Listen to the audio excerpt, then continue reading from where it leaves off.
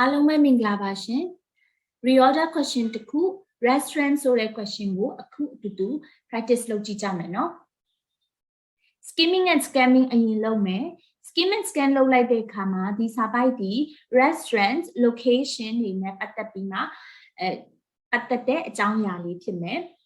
ဆိုတော့ topic sentence ကိုအခုရှာကြမယ် topic sentence ရှာဖို့အတွက်စာကြောင်းတစ်ကြောင်းချင်းစီကိုဖတ်မယ် one restaurants are established in such environments such environments အဲ့လိုမျိုးပတ်ဝန်းကျင်မှာလို့ပြောတဲ့အတွက်ကြောင့်အဲ့လိုမျိုးပတ်ဝန်းကျင်ဆိုတာကလည်းမဖော်ပြထားတာဖြစ်တဲ့အတွက်ကြောင့်မို့ဒါဒီ topic sentence မဖြစ်နိုင်ဘူး all they can do is work to improve customer access to their premises ဆိုတော့ဒါလည်း topic sentence ဖြစ်နိုင်ဘူး they can do they ဆိုတာဘယ်သူတွေကိုပြောတာလဲ mention မလုပ်ထားဘူးပေါ့နော် the physical location of a restaurant ဒါကတော့စားတောက်ဆိုင်တစ်ဆိုင်ရဲ့ location ဟာဆိုတော့သိထားသေးဘူးနောက်တစ်ခု restaurants often do this by engaging do this ဒါကိုလုပ်တယ်ဆိုတော့ this ဆိုတာဘာလဲဆိုတာကိုမပြောထားသေးတဲ့အတွက်ကြောင့်မလို့ဒါလည်း topic sentence ဖြစ်နိုင်ဘူးဆိုအားလုံးထဲမှာဒီဟာဒီ topic sentence ဖြစ်နိုင်ခြေရှိတယ်ဖတ်ကြည့်ကြမယ် physical location of a restaurant in the competitive landscape of the city has long been known as a major factor in its likely success of the ဒီတိုင်ဆိုင်မှုများတဲ့အခင်းအကျင်းတွေပေါ့နော်များတဲ့ဒီလိုမျိုးမြို့ထဲမှာပေါ့ city ထဲမှာစားတောက်ဆိုင်ကိုဖွင့်မယ်ဆိုရင်စားတောက်ဆိုင်တွေရဲ့ restaurants ရဲ့ location ဟာလည်းဒီစားတောက်ဆိုင်ကအောင်မြင်မလားကြရှုံးမလားဆိုတာ ਨੇ အဓိကအကြောင်းရင်းတစ်ခုဖြစ်လာတယ်ဖြစ်တယ်တဲ့စားတောက်ဆိုင်ရဲ့ location ဟာအရေးကြီးတယ်ပေါ့ဆိုတာကိုရေးထားတာဆိုတော့သူ့ရဲ့အတွဲကိုရှာမယ်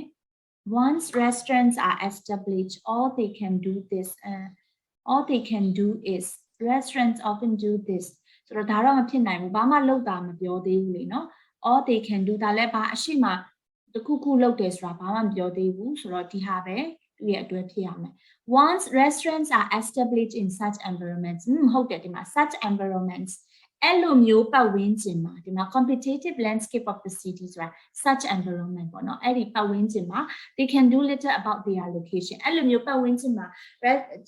စားတောက်ဆိုင်ကိုဖွင့်လိုက်မယ်ဆိုရင်တည်ထောင်လိုက်မယ်ဆိုလို့ရှိရင်ဒီမှာသူတို့က location နဲ့ပတ်သက်ပြီးမှတော့နည်းနည်းပဲလုပ်နိုင်တယ်တဲ့သူ့ရဲ့နောက်ထပ်အတွဲကိုရှာမယ်they can do little ဒီမှာက all they can do ဆိုတော့သူတို့ညအတွဲထည့်လောက်မှာပေါ့နော် all they can do is work to improve customer access to their premises ဆိုတော့ location နဲ့ပတ်သက်ပြီးတော့နည်းနည်းပဲလုပ်နိုင်တယ်ဒါပေမဲ့လည်းဒီ customer တွေပေါ့နော်customer တွေသူတို့ရဲ့ဒီနေရာကိုပေါ့နော်လာဖို့အတွက်ကကြတော့သူတို့ဖောက်တယ်ဒီသူတို့နေရာကိုလာဖို့အတွက်ကကြတော့သူတို့ဒါကိုပဲသူတို့လုပ်တယ်ပေါ့ဒါကိုကြတော့သူတို့အများကြီးလုပ်ကြတယ်တဲ့ဆိုတော့ဒါဒီနောက်ဆုံးစာကြောင်း restaurants often do this by engaging in battles with local authorities about car parking ဆိုဒီလိုလေးစဉ်းစားလိုက်ပြီးမှ reorder ကိုစီထားတာဖြစ်တယ်ဆိုတော့အဖြစ်မှန်စစ်ကြည့်မယ် okay အဖြစ်အားလုံးမှန်သွားပါပြီဆိုတော့ဘယ်လိုလေးစဉ်းစားပြီးမှဒီ